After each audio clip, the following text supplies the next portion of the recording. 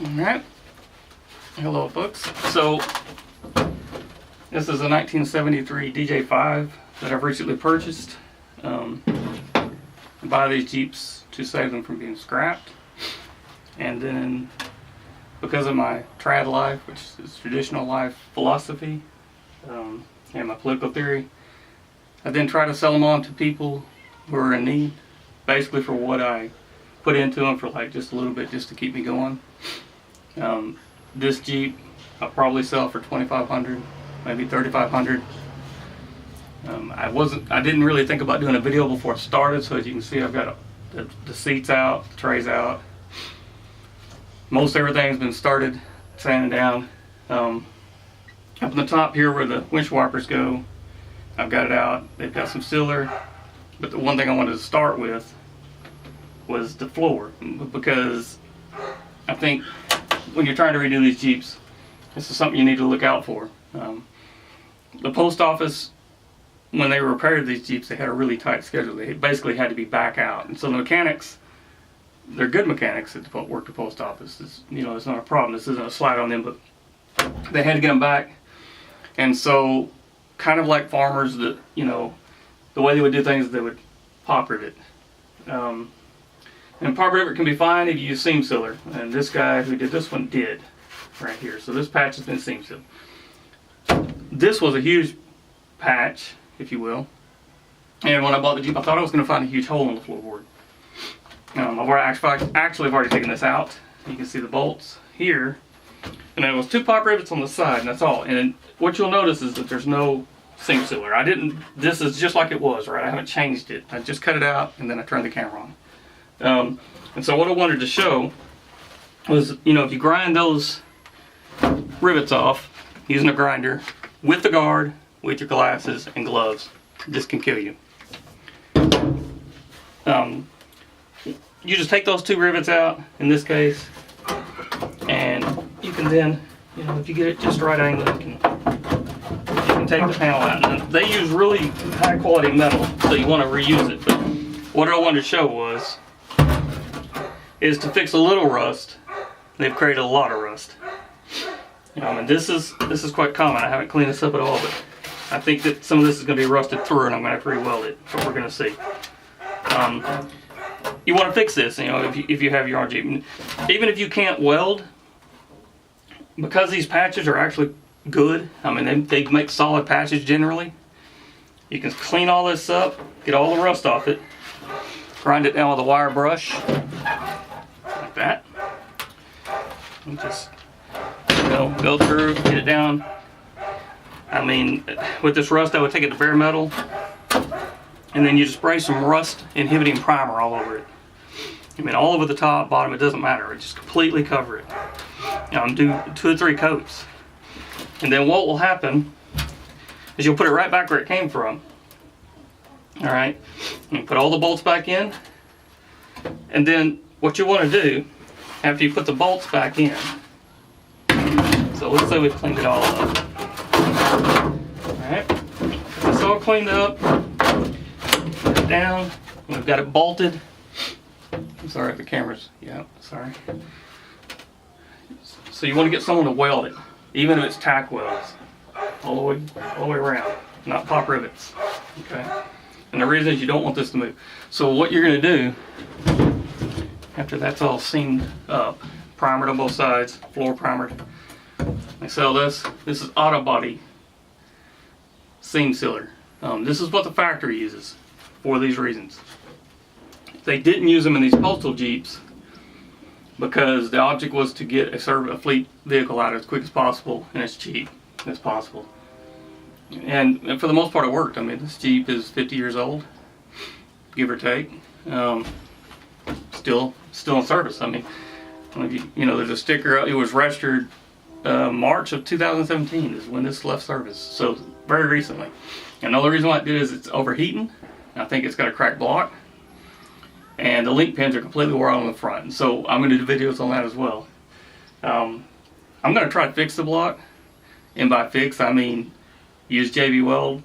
I don't think it's a good fix. I won't sell this to someone without letting them know, but I'm going to do that to keep the cost down, and I'm going to look for another block.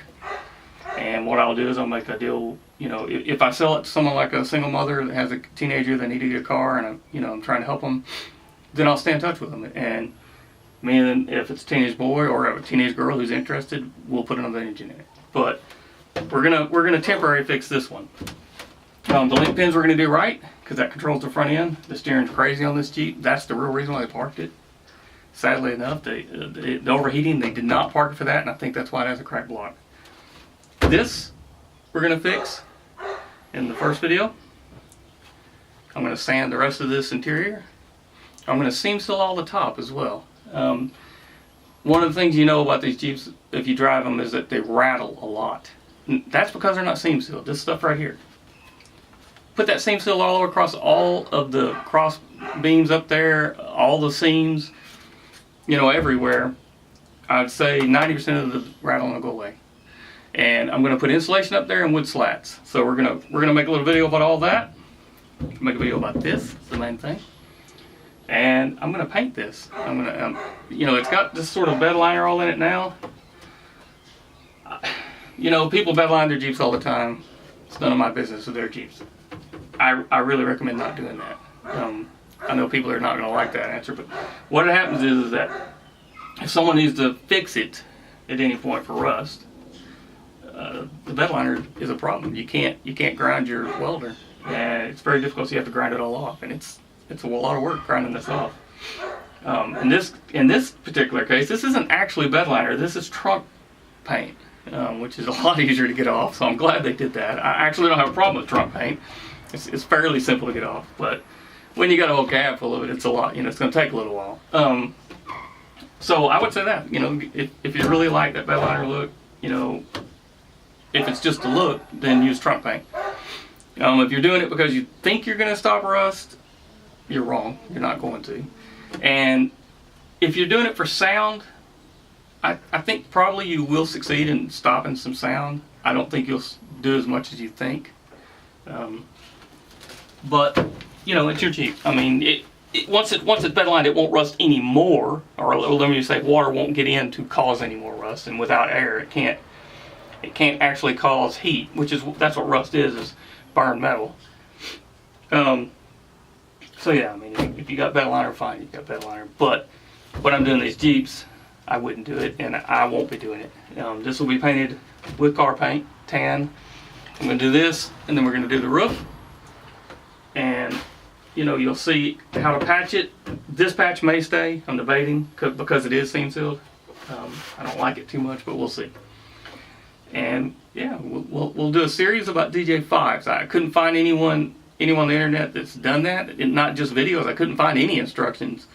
They're simple Jeeps to work on, and they're a lot simpler when there's someone out there in the world that's doing the stuff you're trying to do. So, yeah, thought I'd make some videos. I'm not good with the camera, so probably get a lot of still shots and talking. But what I will do is I'll work right in front of the camera and we'll explain it. This is self-explanatory. Pull the panel, you put it aside, you take a grinder, or brush, and you just wire brush it all down. You can do it with a hand one. This style's better, but I need this to get up in the edges because I mean this is pretty bad. You can see seam seal there. So it didn't do a great job. Actually, this might be caught, which is not good. But yeah, I mean, it takes a little while. You clean it all up. Same thing. Rust inhibiting primer, the whole thing. I've got actual auto body quality primer. You can get it. You know, people think it's expensive. You can get fleet paint, which is what I'm going to use on this. I think it's $35 a gallon, which is a lot more than you need. And the primer is probably, you know, the rust inhibiting primer is more expensive. I mean, for a gallon, it's almost $100, but that's what's going to save your Jeep. I mean, the paint will make it look nice, but the primer is what saves it, ultimately. So clean all this up.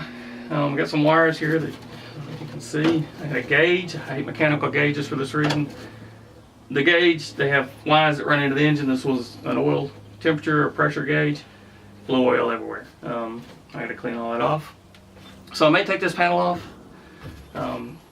We'll see. You know, this is a lot of work to take off. I mean, it's easy to get the panel off, but all the electrical components behind it. So I might do that. I might do that because, you know, it's good to see that. But let's get this, and we'll come back to the video, and we'll just see where it goes from there. We'll try to break them up into 15-minute segments, and I guess we'll call it This Old Jeep, and we'll just go with that.